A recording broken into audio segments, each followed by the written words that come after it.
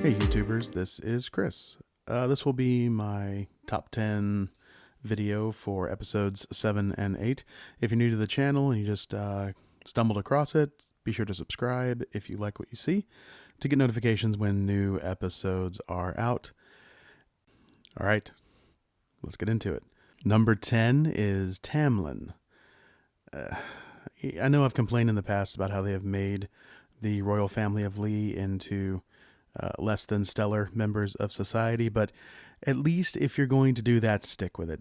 I hate it when they take a perfectly good villain, which TAMLIN was becoming, and try to make her noble at the end. Stick with your direction, writers. It would have been way more satisfying had she gone out swinging, never looking back, or feeling regret, other than losing her daughter. I wanted more Tulsa Doom from her, you know what I mean? But I will say, just turning around and walking off the ledge, that was rad. Also, a sidebar, that's the Silver River down there, right? Where Heaven's Well is, and presumably the king of the Silver River. I wonder what that could mean. Number 9 is the CODEX. So the CODEX was with the stores. Okay. But man, the head store is freaking cool. Every time he's in a scene, I love him. I'm not really sure how to take the fact that he has a giant beard and hair and no one else does, but, this feels more like a Deus Ex Machina than other plot points in the show have, which is a tad disappointing. For those of you who don't know what that means, it's the hand of God. So basically, Allanon is sick and injured, and they take him to Storlock for help, and then, oh wait, the means of his salvation is, sitting under the desk. Too darn convenient. I would have rather they have telepathy be one of Mareth's powers, and she used that to save Allanon, but, I get where they're going. Speaking of Mareth, number 8 is Mareth the Dreamwalker.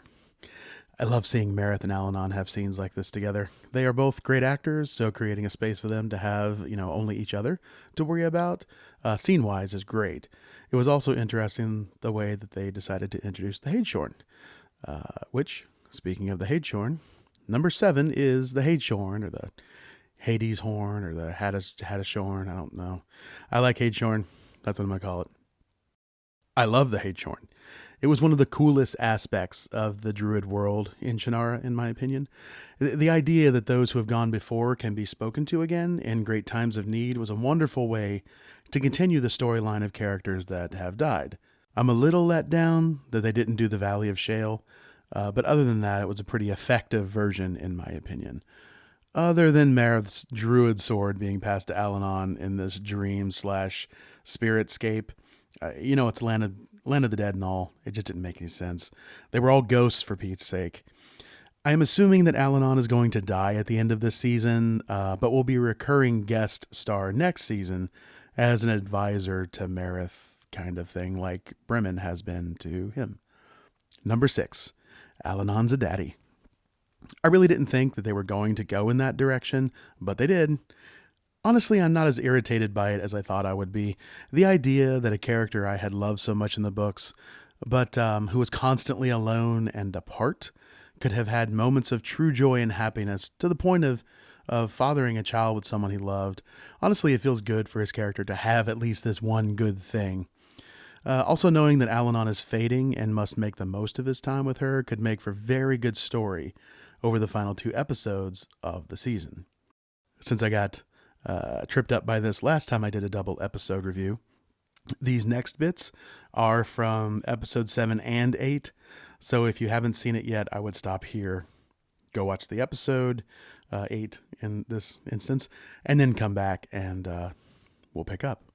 Number 5 is the Warlock Lord. Yeah, I saw this coming the moment Bandon mentioned Allanon's blood on the sword. I mean, he needs a body, and what better way to get revenge than to take the form of your enemy? This will be incredibly interesting watching how Manu Bennet handles playing the 2 characters.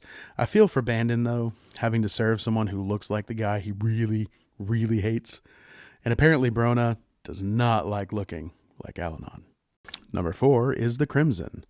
Well, prove me wrong, why don't you?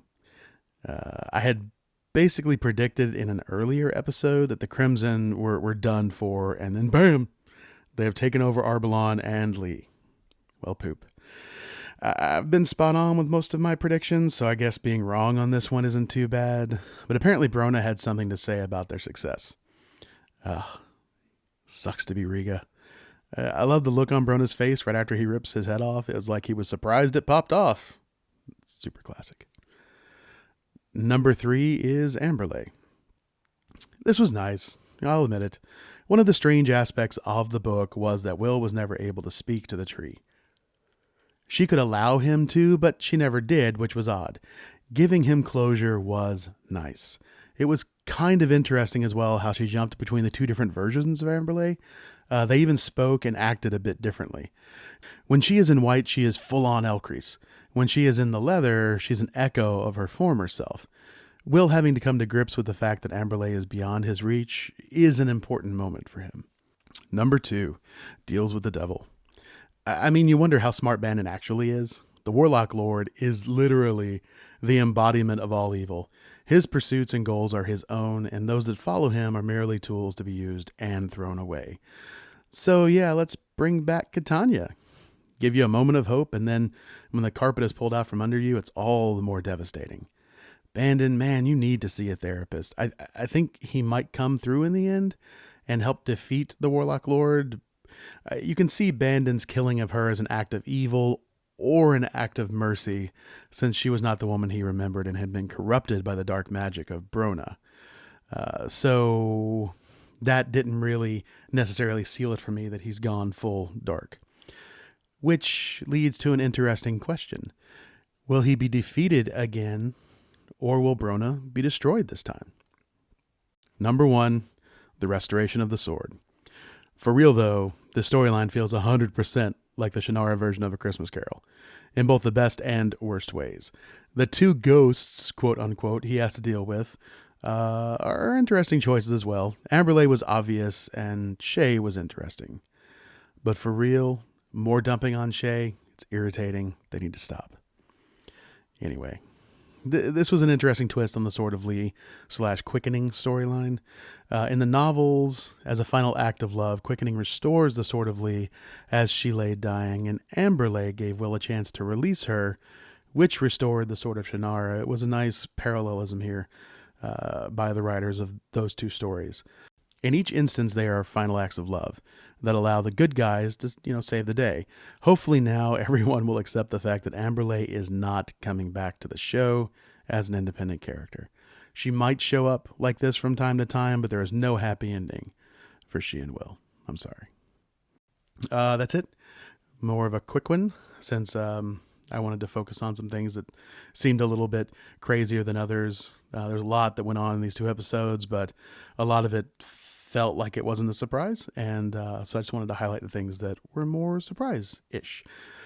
This video marks the end of the first circuit for giving away the Amazon gift card, so if you want the gift card, you need to comment on this video, or the video before it, or the video before that, and just leave a comment. Don't leave a comment saying you want the gift card, because that kind of defeats the purpose. And you don't have to be a subscriber, but if you would be a subscriber, that would be awesome. Give this video a thumbs up, a like, whatever you want to call it, if you feel so inclined. Subscribe if you're not already. And as linked in the description, I now have a Patreon running because people were asking me to do that. And I would love your support on that if you feel so inclined. It will allow me to remove all ads from my videos, which would be great. And it also allows for more bigger and better videos to be made. So I will see you guys in the next video. Have a good weekend.